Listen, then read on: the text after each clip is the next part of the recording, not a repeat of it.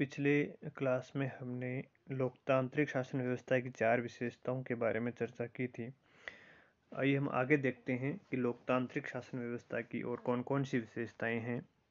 4 विशेषताएं जो हमने देखी थी वो हैं लोक प्रभुता में विश्वास, राजनीतिक और नागरिक समानता, राजनीतिक और नागरिक स्वतंत्रता, व्यक्ति के व्यक्तित्व का सम्मान।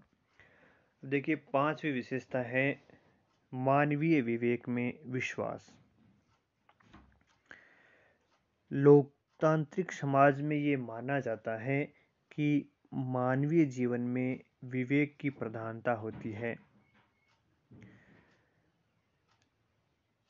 राजनीतिक और सामाजिक क्षेत्र में उचित निर्णय तक पहुंचने के लिए विचारों का आदान प्रदान जरूरी माना जाता है और तीव्र मतभेद हों या किसी प्रकार के विवाद हों तो भी संघर्ष के बजाय विचारों के आदान प्रदान के द्वारा ही समस्या का समाधान ढूंढने का प्रयास करना चाहिए।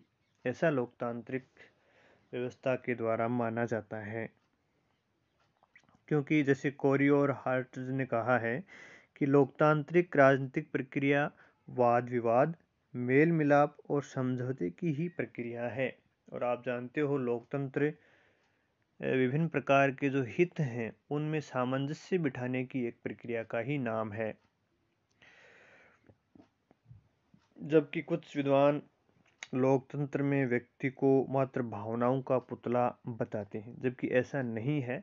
व्यक्ति में विवेक की प्रधानता पाई जाती है और किसी भी प्रकार के विवाद हों तो अपने विवेक के द्वारा वो उनको सुलझा सकता है। तो लोकतांत्रिक शासन प्रक्रिया में मानवीय विवेक में विश्वास किया जाता है। कितने भी संघर्ष हों, गहरे हों, मतभेद तीव्र हों, उनका समाधान मानव कर सकता है।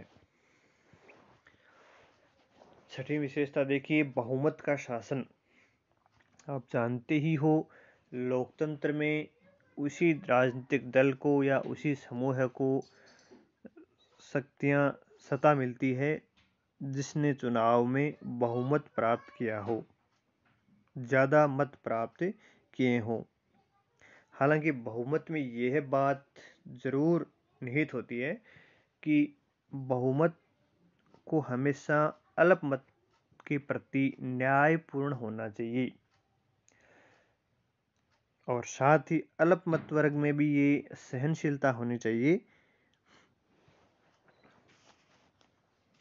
और अल्पमत वर्ग द्वारा संवैधानिक तरीकों से अपने आप को बहुमत में परिणित करने का प्रयत्न करना चाहिए। उसे गैर संवैधानिक तरीकों से शासन प्राप्त सत्ता प्राप्त करने का प्रयास नहीं करना चाहिए। तो लोकतंत्र हमेशा से ही बहुमत के द्वारा संचालित होने वाला शासन है। जिस दल को, जिस समूह को लोगों के ज़्यादा मत मिलते हैं उसी को सत्ता प्राप्त होती है। लेकिन साथ ही ये माना जाता है कि जिनको सत्ता प्राप्त होती है वो अल्पमत के लोगों को दबाए नहीं, उनकी न्यायपूर्ण बातों को सुने, उनके विवादों का, उनके हितों की रक्षा करे। यह नहीं कि बहुमत के बल पर उन पर अत्याचार करे। 7वीं विशेषता है लोकतांत्रिक शासन व्यवस्था की शक्ति का विभाजन और न्यायपालिका की स्वतंत्रता।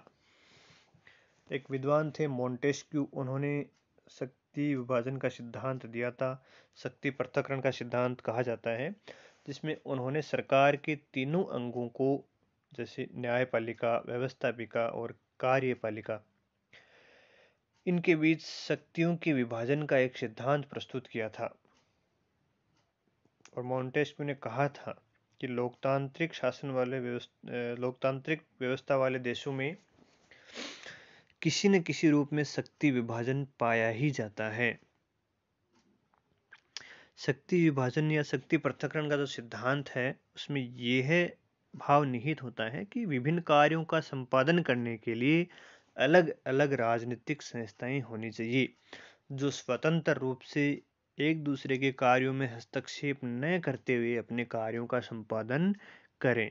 हालांकि इस सिद्धांत में कुछ कमियां हैं, लेकिन वर्तमान समय में सबसे अच्छा सिद्धांत यही माना गया है, क्योंकि अगर शक्ति पृथक्करण नहीं होगा, शक्तियों का विभाजन नहीं होगा, तो सारी शक्तियां एक संस्था के पास हो जाएंगी और वो संस्था तानाशाह की ओर बढ़ जाएगी। और साथ ही साथ लोकतांत्रिक शासन व्यवस्था में न्यायपालिका की स्वतंत्रता भी बहुत आवश्यक है। न्यायपालिका को कार्यपालिका और व्यवस्थापिका के दबाव से स्वतंत्रता प्राप्त होनी चाहिए ताकि कानून का शासन बना रहे और लोगों के अधिकारों की रक्षा हो सके। 8वीं विशेषता है संविधानवाद। संविधानवाद का अर्थ है सीमित शक्तियों वाला शासन।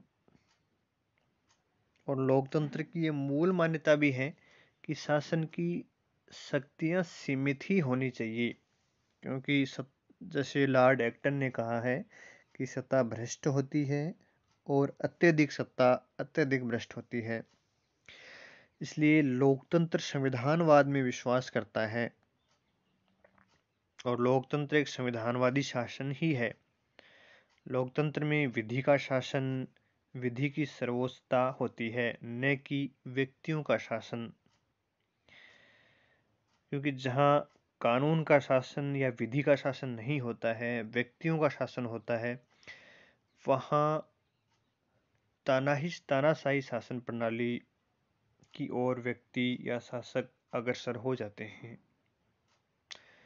संविधानवाद को प्राप्त करने के लक्ष्य हैं कि एक तो संविधान लिखित होना चाहिए ताकि शक्तियों का ज्ञान हो, संविधान में नागरिकों के लिए अधिकारों की व्यवस्था होनी चाहिए, शक्ति का विकेंद्रीकरण होना चाहिए। तो ये सारी चीजें संविधानवाद को प्राप्त करने के उपाय हैं। साथ ही लोकतांत्रिक शासन व्यवस्था वाले देशों में जो भी सामाजिक, आर्थिक और राजनीतिक परिवर्तन किए जाते हैं, वे सभी परिवर्तन शांतिपूर्ण तरीके से होते हैं, न कि क्रांति के द्वारा। ये सभी लोकतांत्रिक शासन वाले देशों की में शासन प्रणाली की विशेषताएं हैं। इन विशेषताओं को समझकर हम ये अंदाज़ा लगा सकते हैं कि अमुक देश में लोकतांत्रिक शासन है, अमुक देश में लोकतांत्रिक शासन नहीं है।